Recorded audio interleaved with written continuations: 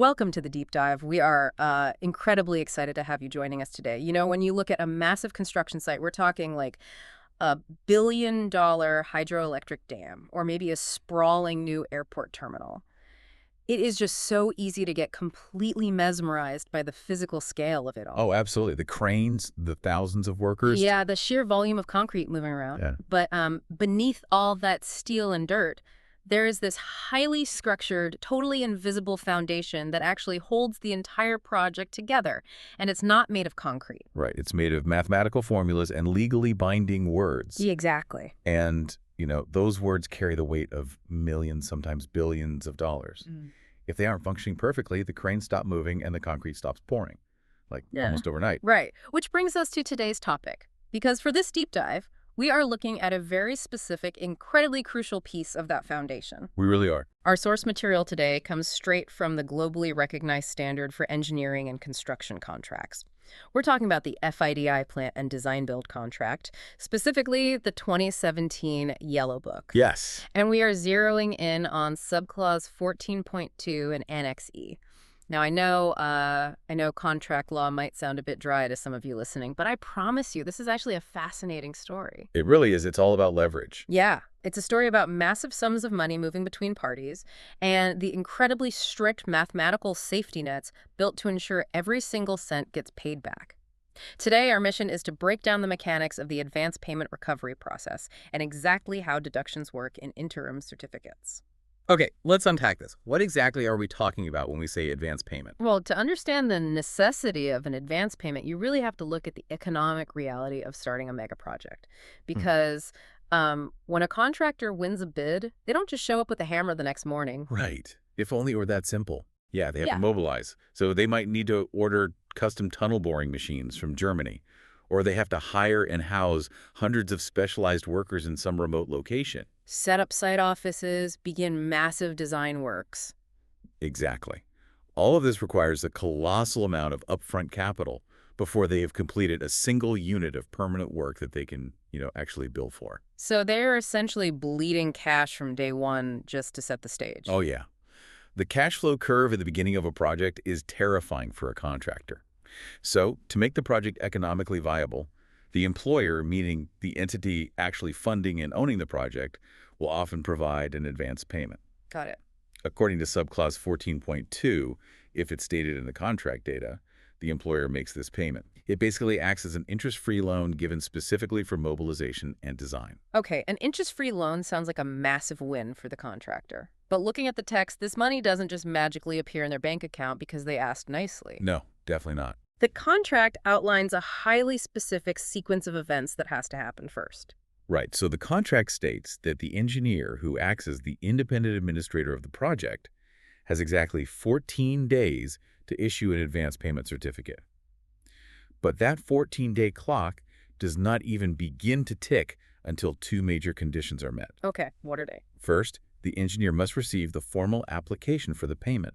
And second, and much more importantly, the employer must have received the performance security and the advance payment guarantee from the contractor. Okay, let me pause on that because those are two distinct concepts. They are. The performance security, as I understand it, is basically a bond or an insurance policy the contractor provides to say, I promise to actually build this project to the required standards and here is financial backing to prove it. Right. Yes, exactly. But the advance payment guarantee is entirely separate from that. That is a critical distinction. The performance security guarantees the work itself. The advance payment guarantee specifically secures the cash the employer is about to hand over.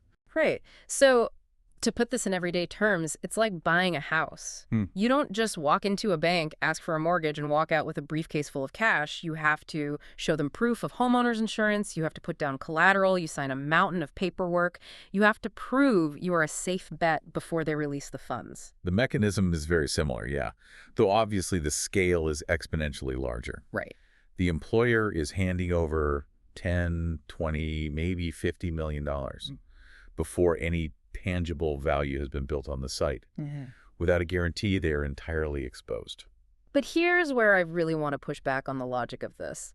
Because the rules say the contractor has to obtain this advance payment guarantee, quote, at the contractor's cost. Yes. Think about this. The contractor is fronting their own money, paying potentially massive premium fees to a major international bank to issue this guarantee, just so they can get an interest-free loan from the employer. Right. If their whole problem is that they are bleeding cash and need liquidity to mobilize, why does the contract force them to spend cash to get cash? Isn't that totally counterintuitive? What's fascinating here is how this apparent contradiction perfectly balances the risk. Really? How so? Well, yes, the contractor has to pay a fee to a bank to issue the guarantee, which, hurts their short-term cash flow. But that fee is a tiny fraction compared to the massive injection of cash they're about to receive. Oh, I see. The contractor gets the vital liquidity they need to buy those tunnel boring machines and hire the crews. But the employer is now entirely shielded. Right, because of the bank. Exactly. If the contractor takes that advance payment and suddenly files for bankruptcy or commits fraud and abandons the site, the employer isn't left trying to squeeze blood from a stone in international court. They hold a legally binding document from a major bank that says, we will pay you this exact amount of money back on demand. Which naturally anchors our entire discussion on the document itself, the advance payment guarantee. Because according to subclause 14.2.1, this isn't just a handshake agreement.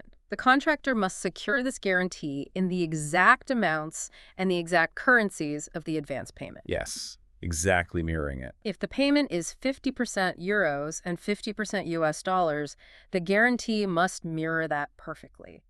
Furthermore, they can't just get it from any regional bank. It has to be issued by an entity and from within a country or jurisdiction that the employer explicitly approves beforehand.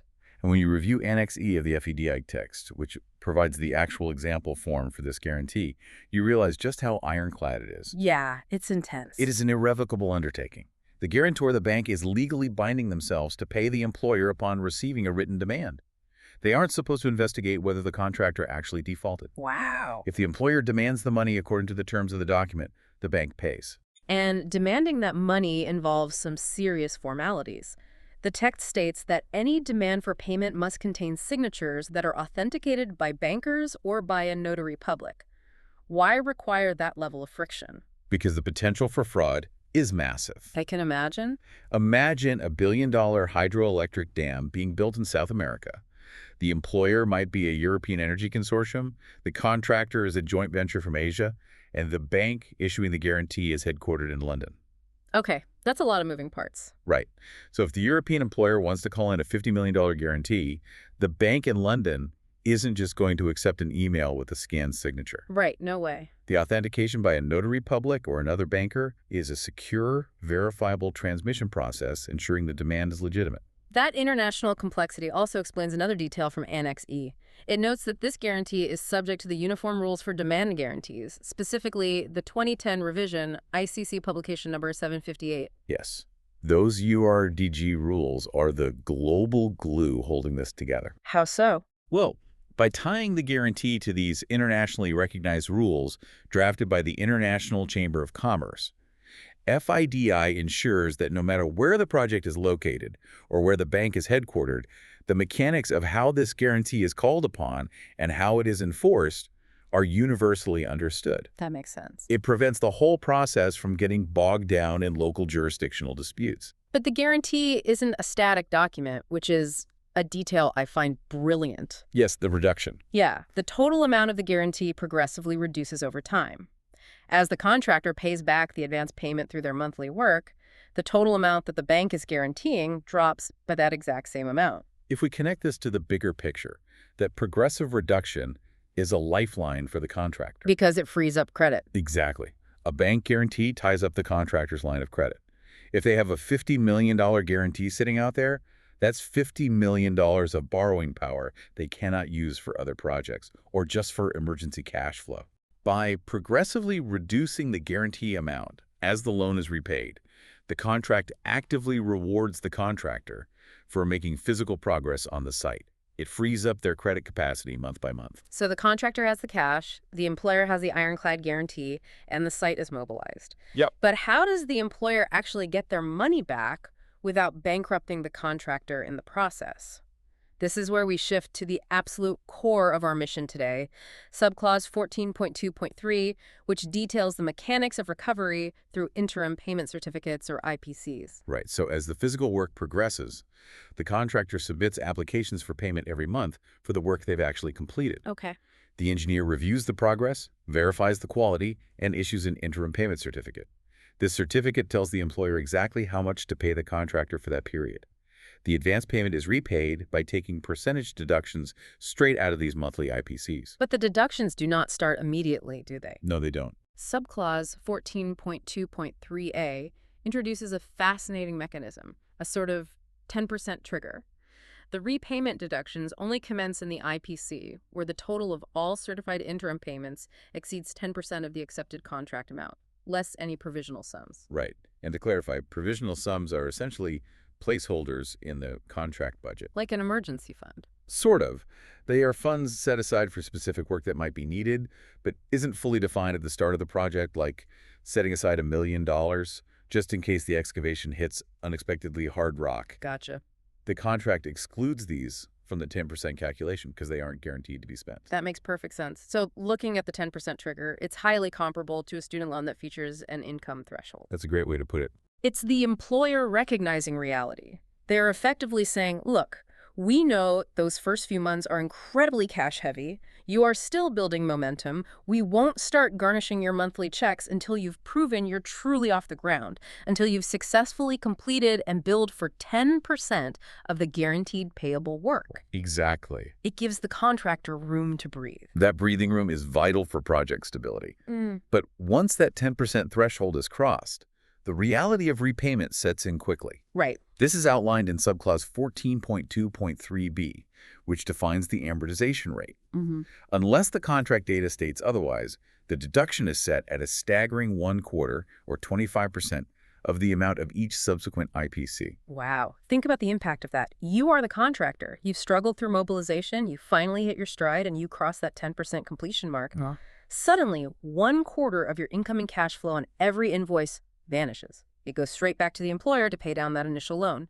If you bill $2 million this month, $500,000 is instantly deducted. You still have to fund your payroll and materials, but you are doing it with 25% less incoming cash. The psychological and financial pressure of that moment is immense. However, the FIDIC authors were meticulous with the mathematics to ensure it doesn't artificially crash the contractor's cash flow. Because it's not just a flat rate. Right. The 25% isn't just a flat rate applied to the bottom line of the invoice. The contract provides incredibly specific exclusions to calculate the exact sum the 25% is deducted from. Let's walk through that math to see how it works in practice. When you are calculating that 25% deduction, the contract says you must exclude the advance payment itself if any is being certified in that certificate.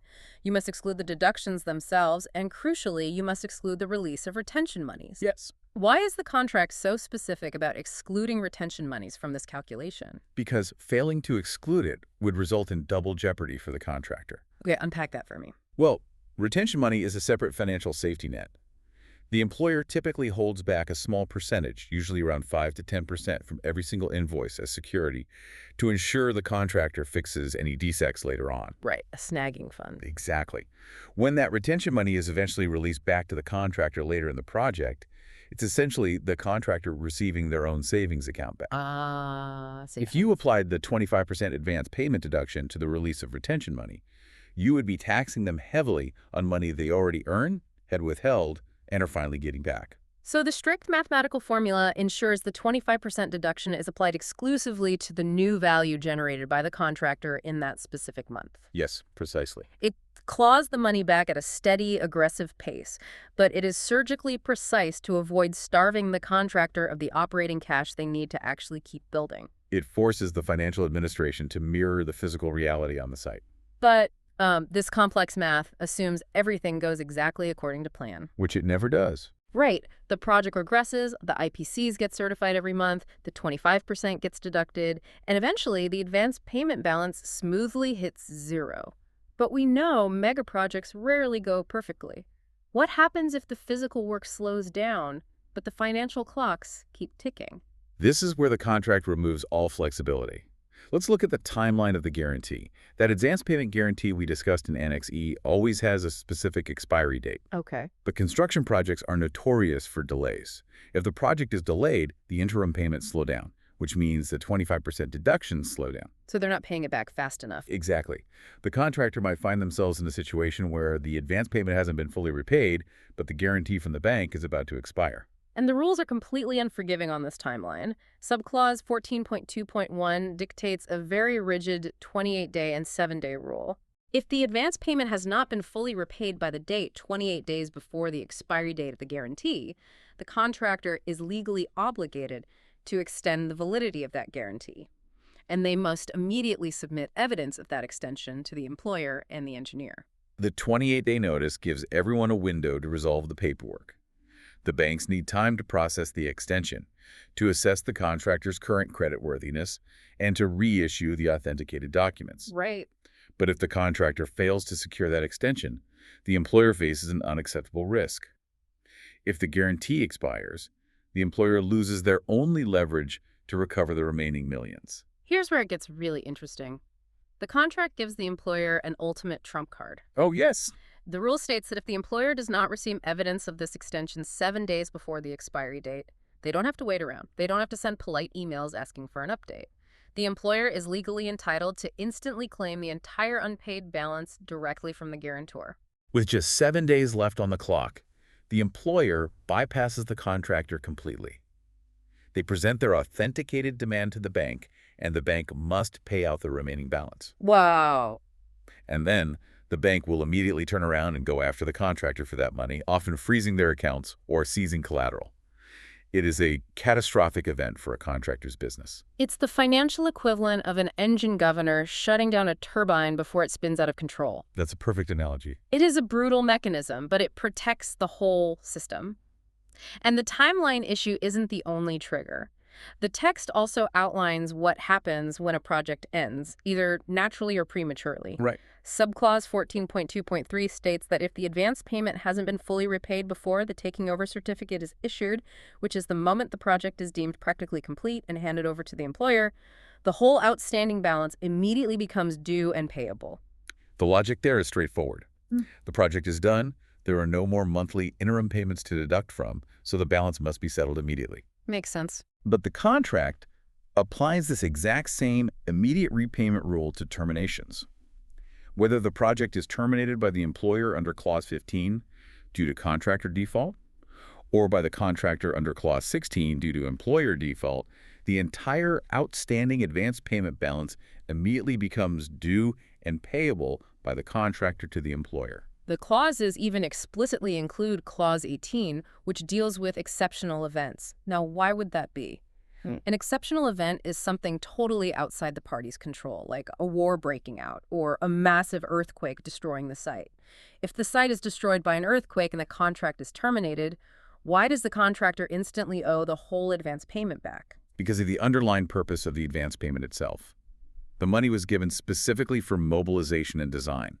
It was an enabler for future work. Okay. If an earthquake destroys the site and terminates the project, that future work will never happen. The employer's capital is sitting in the contractor's bank account for a purpose that no longer exists. Wow, I hadn't thought of it like that. Yeah, the employer, who just saw their multi-million-dollar asset destroyed, needs that cash back immediately to recover. The risk management logic of the contract dictates that in any termination scenario, the slow unwinding of a 25% monthly deduction is abandoned. The debt crystallizes instantly. It is a stark reminder that while the advance payment is an incredibly powerful tool to get a mega project moving, it remains a serious liability on the contractor's balance sheet until the very last cent is accounted for. Absolutely. Let's synthesize this journey we've been on for you today. We started with the sheer necessity of the advance payment, a massive interest-free injection of capital required to mobilize heavy machinery and personnel for a mega project. Yes. But we saw that this capital is bound by incredibly rigid constraints. It requires an ironclad cross-border guarantee subject to international URDG rules to completely shield the employer from exposure. Right. It features a brilliantly practical 10% grace period before repayment begins, allowing the contractor to build momentum on the site. And then it utilizes a swift, highly specific 25% deduction rate from monthly interim certificates to claw that money back safely over time, utilizing complex math to ensure the contractor isn't punished twice. This raises an important question, though, regarding how tightly a project's physical progress must align with its financial administration to keep this machinery running smoothly. Yeah, tying it all together are those strict safety nets, the ticking clocks of the 28-day and 7-day rules, and the immediate repayment triggers upon termination. Exactly. If the physical work slows down, the financial machinery quickly turns against the contractor. So what does this all mean for you? It matters because understanding these mechanics is like putting on X-ray glasses and seeing the hidden economic forces that shape the modern world. The next time you see a massive skyscraper going up or a suspension bridge spanning a river, you won't just see the steel and the concrete. No, you'll see the math. You will know that somewhere in an office miles away, an engineer is calculating a precise 25% deduction, tracking a 10% threshold, and watching a ticking clock on a multi-million-dollar bank guarantee. It really changes how you look at construction. It does. Before we sign off, I want to leave you with a thought to ponder on your own. We spent time exploring that 10% trigger the moment when the grace period ends. Yeah, that psychological cliff. Exactly. Consider the intense psychological pressure on a contractor who finally reaches that 10% project completion mark. They have struggled through the friction of mobilization. They finally hit their stride. The site is humming with activity. And just as they feel like they are winning, their incoming cash flow from the employer is suddenly slashed by 25% on every single invoice moving forward. It's brutal. How might that sudden, massive drop in liquidity impact the physical decisions made on the construction site the very next day? Do they delay hiring that extra crew? Do they push their own subcontractors harder? The math dictates the reality on the ground. Thank you so much for joining us on this deep dive into the world of international construction contracts. We hope it gave you a new perspective on the invisible structures all around us. Until next time. If you're interested in the templates, please visit our shop. The link is in the description. Thanks for watching. Please subscribe and see next time.